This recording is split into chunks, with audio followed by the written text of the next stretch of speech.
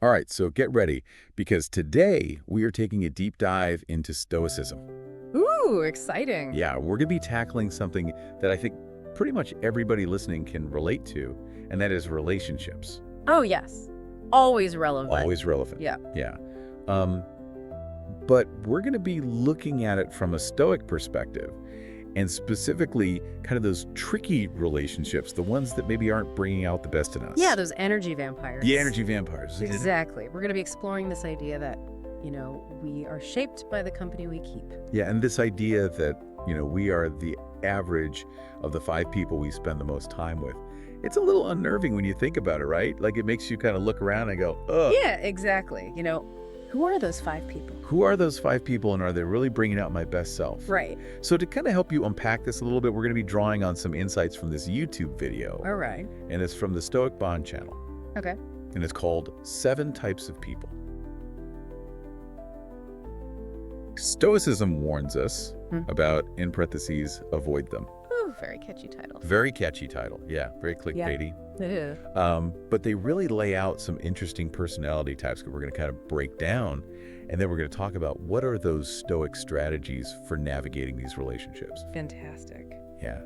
And before we jump in, I think what's important to remember is this isn't about like labeling people or, writing people off. Yeah. It's more about just recognizing patterns and understanding the impact that they can have on us. Yeah, absolutely. The goal is to kind of gain a better understanding of these dynamics and then equip ourselves to handle them with more grace. Exactly. Yeah. And resilience. And resilience. Yeah, for sure. Okay, so they lay out these 7 distinct personality types. And they even call them energy vampires. Ooh, I like that. I know, it's pretty dramatic. Yeah. But I think it's kind of true in a way. So we've got the complainer, Okay. the drama magnet, the naysayer, the victim, the toxic positivist, Okay. the manipulator, and last but not least, the time vampire. All right. A whole cast of characters. Yeah, whole cast of characters. So let's start with the complainer. I think we all know at least one of these, right? Oh, I think we've all been one at some point, too. Yeah, that's true. Yeah. So maybe we should look in the mirror first. Well, yeah, I mean, we're all human. So, yeah, you're absolutely right. Most of us have encountered a complainer and probably been one at some point, too.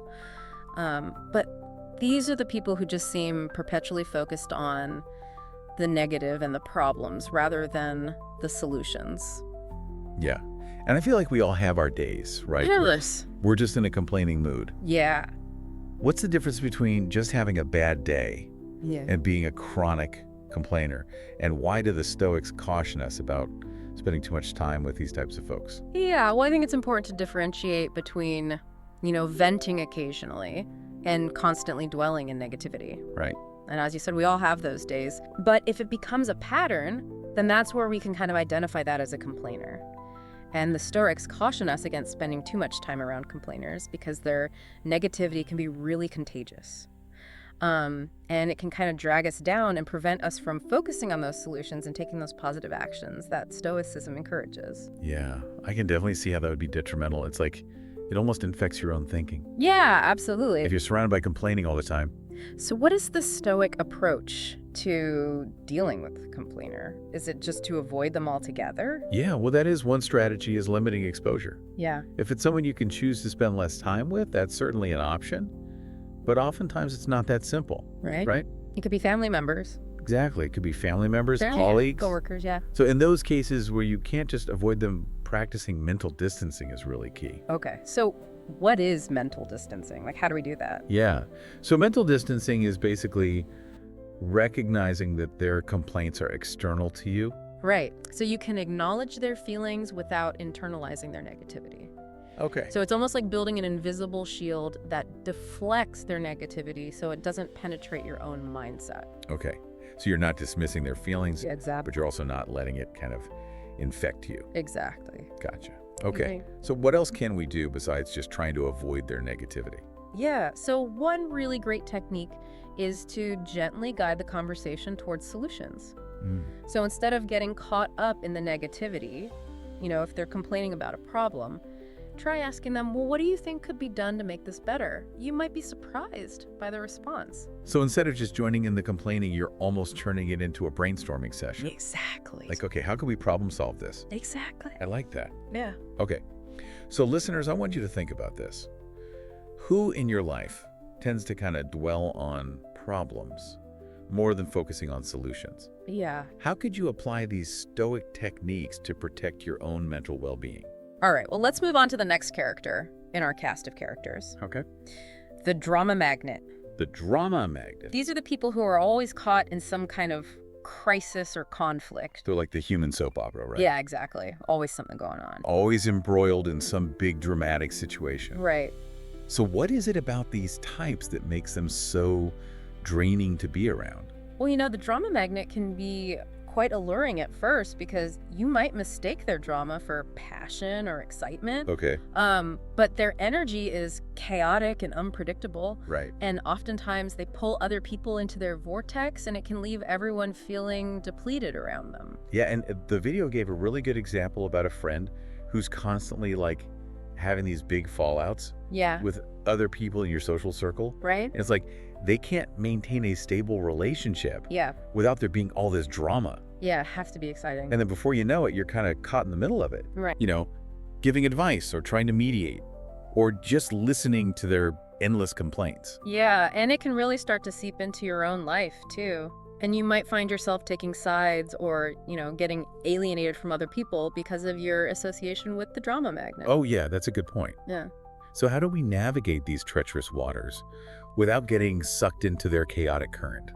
Right. So one strategy is something called reflective listening. Okay, I like the sound of that. Yeah. Tell me more. So reflective listening is about mirroring back what they're saying without offering advice or judgment.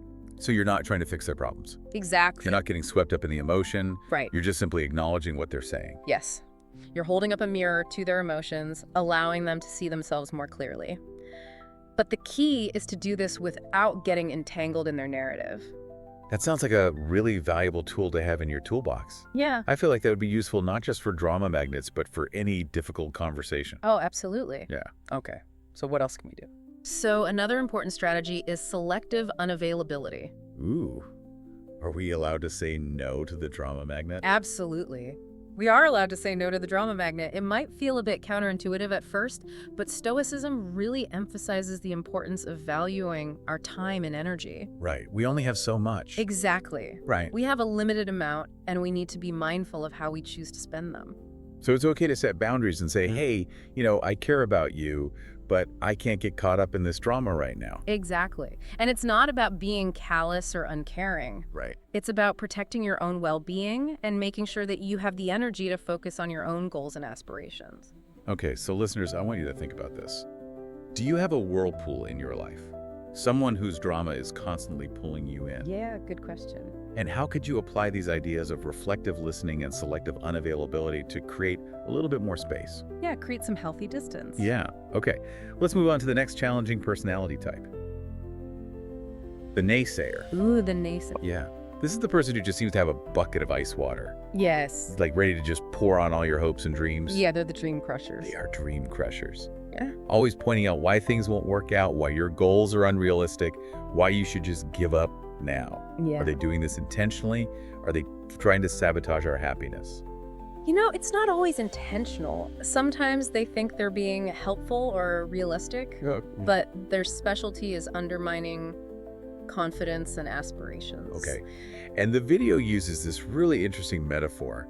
They compare them to an artist who comes along and just splashes gray paint all over this vibrant, colorful canvas. Yeah. It's like they're trying to dull your shine, dim your light. Right. They're taking your bright, hopeful vision and they're trying to paint over it with their negativity and their doubt. So how do we respond to that kind of negativity? Right. So, Stoicism would tell us not to respond with negativity ourselves, but rather, one strategy that they recommend is actually asking the naysayer for advice.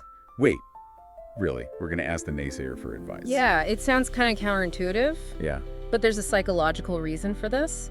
Because by putting them in an advisory role, Okay. you're shifting their perspective. Instead of just being the critic, now they're the consultant. Exactly. So Okay. you're saying, okay, you think this is going to fail. How would you approach it to make it successful? So you're inviting them to be part of the solution rather than just highlighting the problems. Okay, I like that. So it's kind of like almost disarming them a little bit Exactly. by saying, okay, You think this is going to fail? I'm acknowledging that, but let's problem solve together. Exactly. And oftentimes you'll be really surprised at their answer. Right. Okay. Interesting. What else can we do? So another approach is what they call positive confrontation. Okay. And this involves directly challenging them to find solutions rather Yeah. than just criticizing. So if they say, oh, you'll never get that promotion, you could say, okay, well, what skills do you think I need to develop to make myself a stronger candidate? Exactly. Okay. So you're redirecting their energy from negativity to problem solving. Exactly. And you're essentially turning the naysayer into an unexpected ally. Ooh, I like that. Okay, so listeners, I want you to think about this. Think about a time when someone's negativity almost made you give up on an important goal. How did you handle it?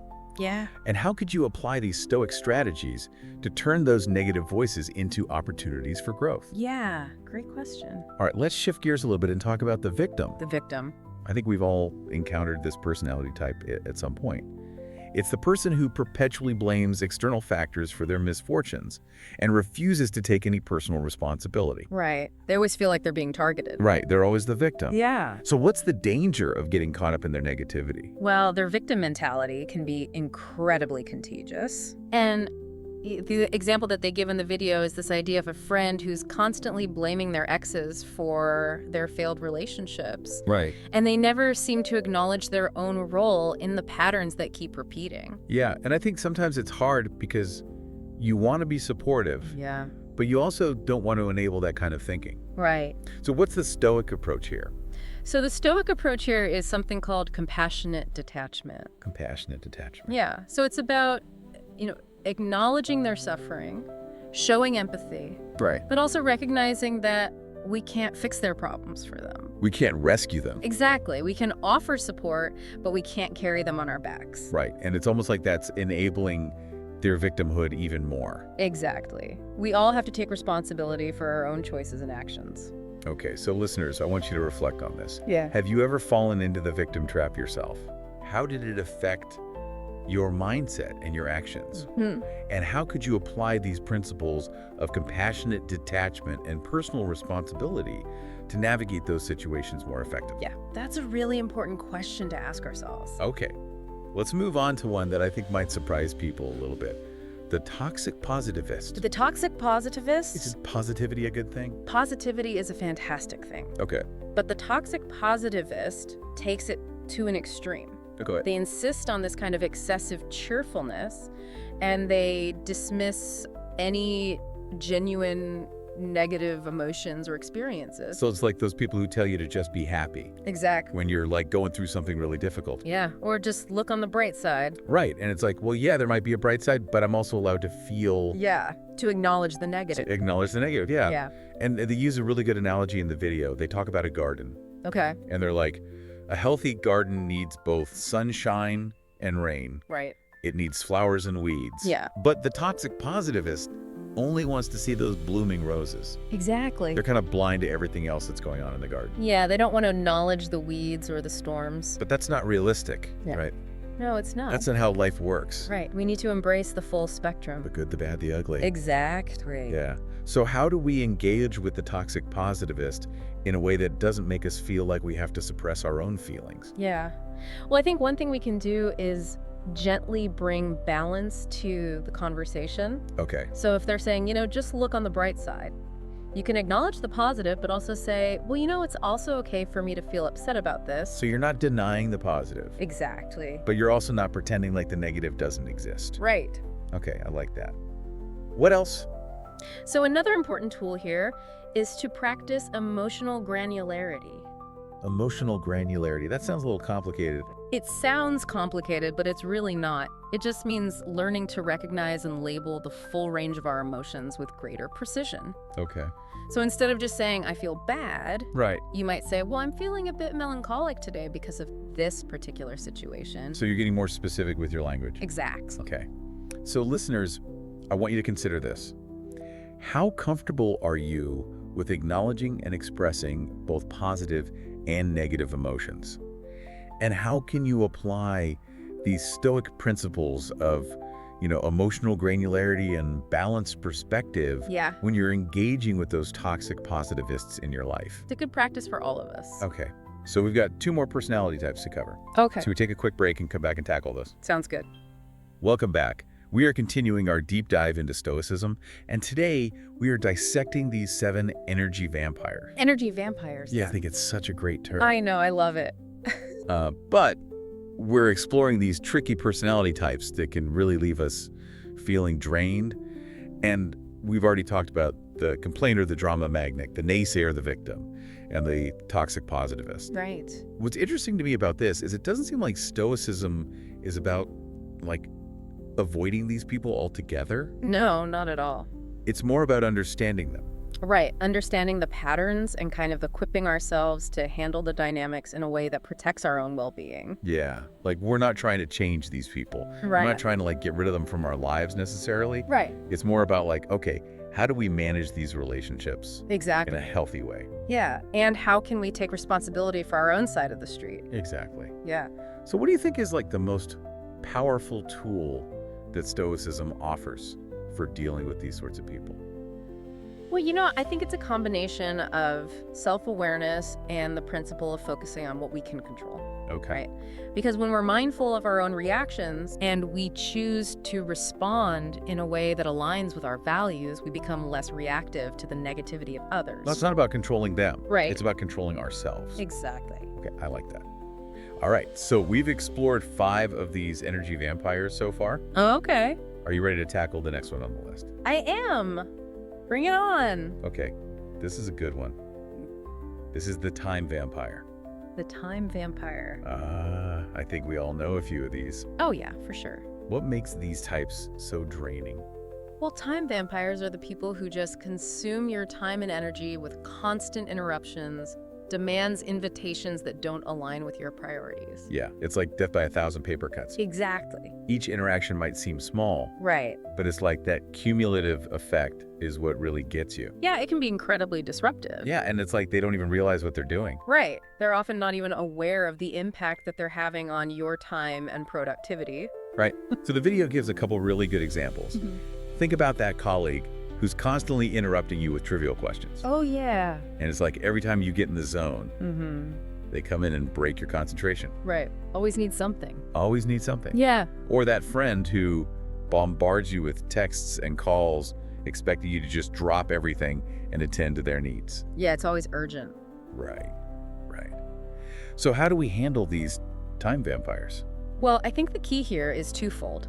It's about protecting your time and setting clear boundaries. Okay, so this sounds like a job for the Pomodoro technique. Yes. The Pomodoro technique is fantastic for this. So for those who aren't familiar, can you explain how it works? Yeah, so the Pomodoro technique is a time management method where you basically break your work into intervals, Okay. typically 25 minutes in length, Okay. and then you separate those intervals by short breaks.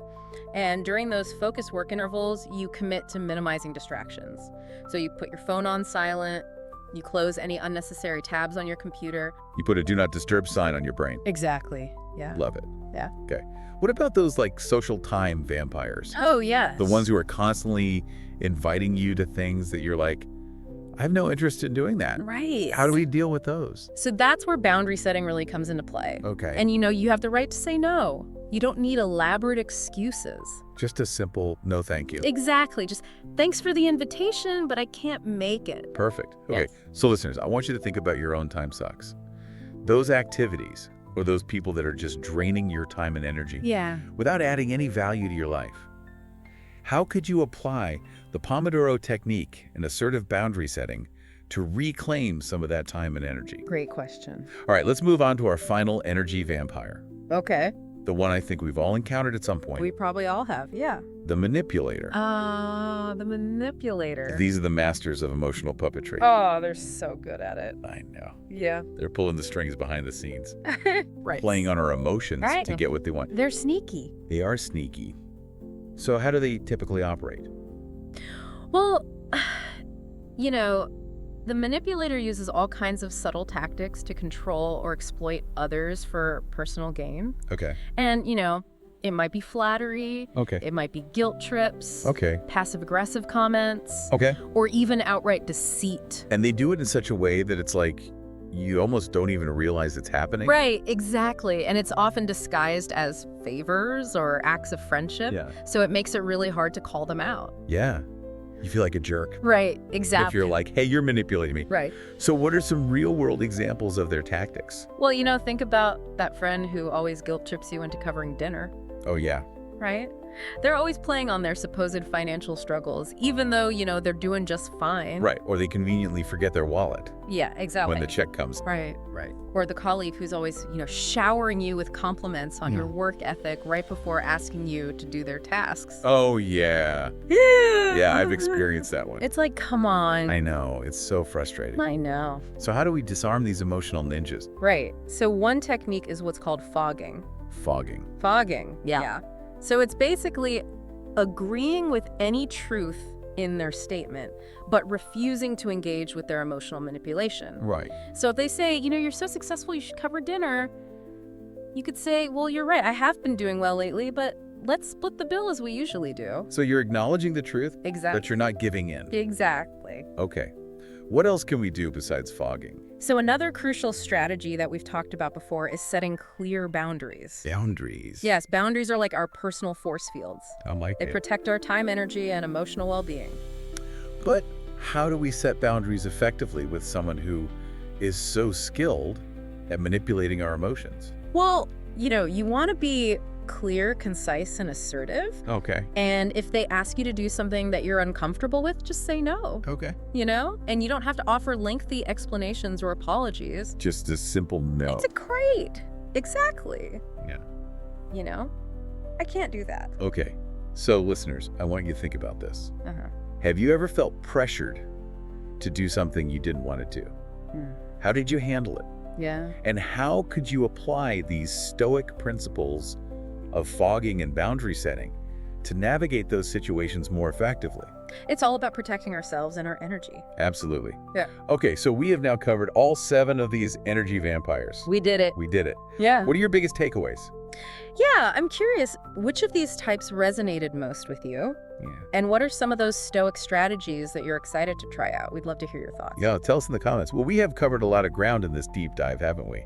Exploring these energy vampires. You have. It's been quite a journey. Yeah. And it's really kind of made me look at my own relationships a little differently. Oh, I'm sure. It's definitely been eye-opening for me, too. Yeah, I think the biggest thing I've taken away from this is just the importance of awareness. Yes, absolutely. Awareness is key. Yeah, like we're not trying to label people or judge them, Right. but just to understand how these dynamics might be playing out in our own lives. Exactly. Right. And to see the patterns. So this week, I want you to pay attention to the dynamics in your closest relationships. Yeah, see if you can spot any of these types that we've discussed. Yeah. And again, not to judge, but just to become more aware of how these patterns might be playing out. And as you observe, just ask yourself, are there any relationships that consistently leave you feeling drained or depleted? Yeah. It's almost like we're doing a relationship inventory. I like that analogy. Yeah. Are these assets or liabilities Exactly. in our social circles? Right. But we've identified the energy vampires. Now what? Now it's time to put those stoic strategies into action. Okay. So if we've got a complainer in our life, we might try limiting our exposure to their negativity or gently steering the conversation towards solutions. Right. And if we're dealing with a drama magnet, we might try reflective listening or becoming selectively unavailable. And if we've got a time vampire, we set those boundaries. Yes, those boundaries are crucial. And we embrace the Pomodoro technique. Yeah. Protect our time. Protect your time and energy. And then, of course, we can't forget about those sneaky manipulators Race. using fogging, Yes, fogging is a great technique. setting those boundaries. Yes. And of course, if we're dealing with the toxic positivist, Yeah. we can try to encourage a more balanced perspective. Yeah. So this is where Stoicism really becomes a practice, Yes. not just a philosophy. It's about taking these principles and applying them to our everyday lives. It's about making conscious choices that align with our values Yeah. and that ultimately contribute to our well-being. And remember, it takes time and practice. Don't expect to become a Stoic sage overnight. No. Start with small changes. Maybe set aside a few minutes each day for Stoic reflection. Right. Or journaling. pick one strategy that you want to work on, Exactly. like reflective listening. Or boundary setting. We're training our stoic muscles one rep at a time. I love that analogy. And as we practice these principles, I think we'll find ourselves becoming more resilient, more grounded, more capable of navigating these challenging relationships. Absolutely. And who knows, you might even inspire the people around you to do the same. That would be amazing. Well, I think that's a great note to end on. Any final thoughts before we wrap up? Just this. Remember that Stoicism is a journey, not a destination. There's always more to learn. So keep exploring Keep practicing. and keep those Stoic principles close at hand. Until next time. Happy philosophizing.